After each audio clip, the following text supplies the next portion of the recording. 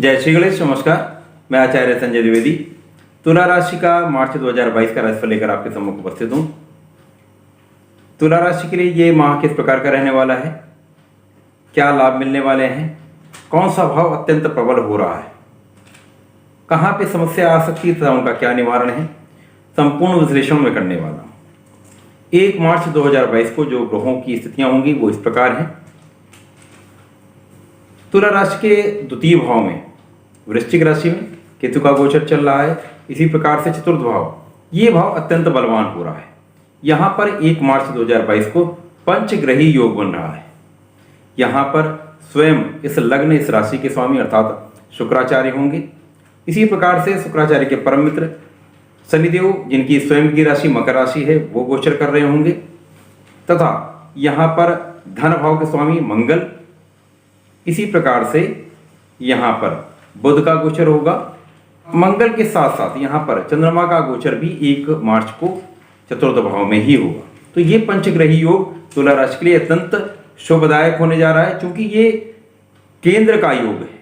तो केंद्र का योग अत्यंत प्रभावी होता है, अत्यंत बलवान होता है। ये सही स्थान पर हो तो बहुत लाभ कराता है।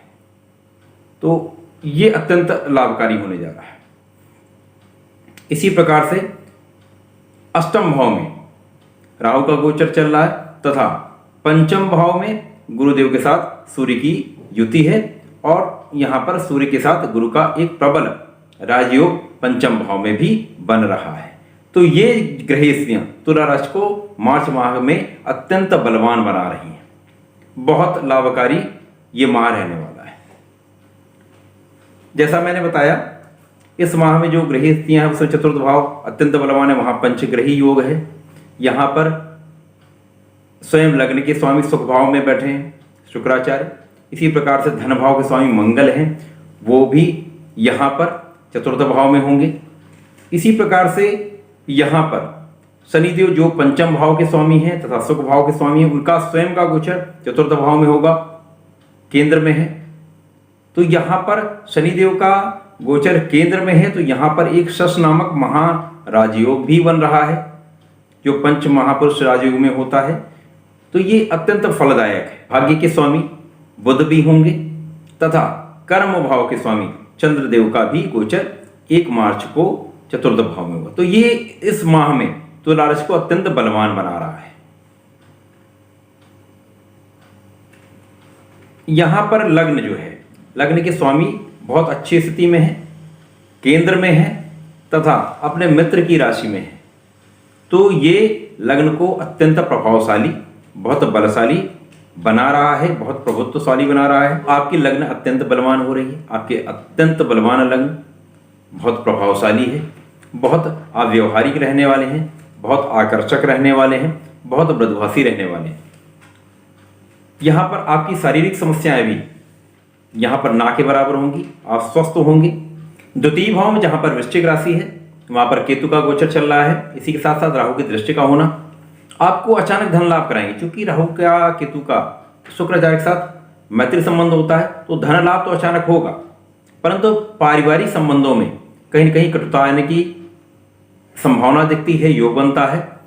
पारिवारिक सदस्यों के मध्य में सामंजस्य में कमी ये निश्चित रूप से होने वाली है।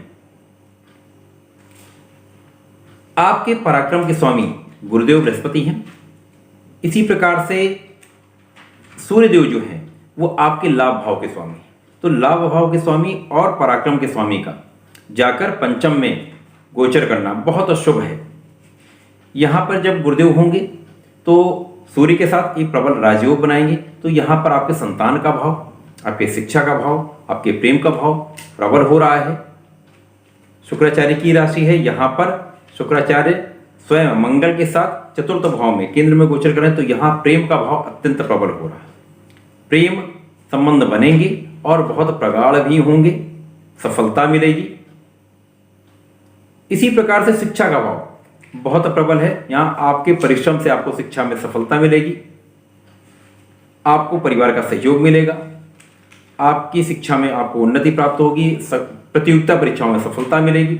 यदि सरकारी नौकरी का प्रयास कर रहे हैं तो इस माह में आपको बहुत अच्छा बढ़िया योग बन रहा है, यहाँ पे आपको सफलता मिल सकती है। आपको परिश्रम करना होगा, परंतु आपको सफलता निश्चित रूप से मिलेगी। इसी प्रकार से जो चतुर्थ भाव में पंचग्रही योग है, वो आपको सुख साधनों का प्रचुर लाभ करा रहा है। आपके माँ पिता परिवार का सहयोग आपको मिल रहा है। इसी प्रकार से आपके ऐश्वर्य में वृद्धि हो रही है, आपके धन का भाव प्रबल हो रहा है। सबसे प्रमुख जो विशेष बात यह है, ये पंचग्रही योग आपको नौकरी प्राप्त करा रहा है, आपको कार्य क्षेत्र में उन्नति करा रहा है। यदि आपके पास नौकरी नहीं है तो आपको 100% इस माह में नौकरी आपको मिलेगी, आपको सफलता मिलेगी। यदि आप व्यापार करना चाह रहे हैं तो आप ये व्यापार प्रारंभ करें, आपको सफलता 100% मिलेगी।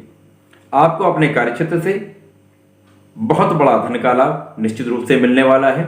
आप अपने धन से अपने कार्यक्षेत्र में उन्नति करेंगे, इसी प्रकार से कार्यक्षेत्र को बढ़ाएंगे तथा आप अपने ऐश्वर्य में वृद्धि करेंगे। धन संपत्ति से आपके सुख साधनों में बहुत वृद्धि होने वाली है। कार्यक्षेत्र में आपको पद का लाभ मिलने वाला है, कार्यक्षेत्र का विस्तार होने वाला है। आपके सहयोगियों का आपको पूर्ण सहयोग प्राप्त होगा, आपके उच्चाधिकारियों का पूर्ण सहयोग आपके साथ होगा, उनका आपको अप्रिसिएशन मिलेगा। तो ये मार्च माह तुला राशि के लिए अत्यंत शुभ होने जा रहा है। आपको कार्यक्षेत्र में बहुत प्रगति कराने वाला है।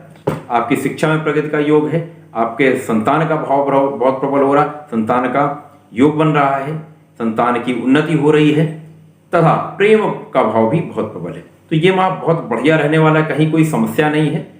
पूर्णतया ये माह तुला राशि के लिए ही बना है, बहुत शुभदायक, अच्छा रहने वाला। 15 मार्च के बाद कुछ ग्रही परिवर्तन होंगे, वहां पर सूर्यदेव का राशि परिवर्तन होगा। सूर्यदेव पंचम से निकलकर षष्ठम भाव में गोचर करेंगे। इसी प्रकार से बुध का गोचर चतुर्थ से पंचम में हो जाएगा। ये और भी बढ़िया राजयोग बन रहा है, क्योंकि यहां पर बुध का गुरु के साथ योग, तो यहां पर बुध जो है वो भाग्य के स्वामी है, गुरु पराक्रम के स्वामी है, गुरु विद्या देने वाले हैं, बुध वाणी के कारक हैं, साथ ही साथ बुद्धि के कारक हैं। तो यहां पर शिक्षा में तो बहुत तीव्र गति से प्रगति होगी, आपकी बुद्धि बहुत प्रखर हो जाएगी और बहुत विवेकशील हो जाएंगे। बहुत बढ़िया आपका विद्या का भाव रहने वाला है, विद्या में सफलता मिलने वाली है। इसी प्रकार संतान का भाव प्रबल हो रहा है, संतान की उन्नति, संतान की प्राप्ति का योग बनता है। साथ ही साथ जब सूर्यदेव का गोचर षष्ठम में होगा तो यहां पर आपको बहुत प्रबल शत्रुहंता बना रहे हैं, क्योंकि यहां पर मीन राशि में होंगे। तो मीन राशि इनके मित्र गुरुदेव की राशि है, तो यहां पर आपको शत्रुहंता बनाएंगे, आप शत्रुओं का विनाश होगा। साथ ही साथ आपकी कानूनी समस्याओं का अंत निश्चित रूप से होगा। तो ये माह पूरी तरह से तुला राशि के लिए बहुत शुभ फलदायक, बहुत बढ़िया रहने वाला है। तो इस माह का लाभ लेना चाहिए। तुला राशि के जातकों को नियमित रूप से शिव जी महाराज पर जलार्चन करना चाहिए। यदि ऐसा करते तो और लाभ बढ़ने वाला है। प्रिय दर्शकों, एक अच्छी विषय वस्तु, एक तार्किक विषय वस्तु सदैव आपको एक राह दिखाती है, जिससे आपको कुछ लाभ मिलता है। तो इस प्रकार की विषय वस्तु की प्राप्ति के लिए चैनल को सब्सक्राइब करें, बड़ी संख्या में सब्सक्राइब करें, लोगों तक पहुंचाएं, लाइक करें, शेयर करें, सहयोग दें। धन्यवाद, नमस्कार।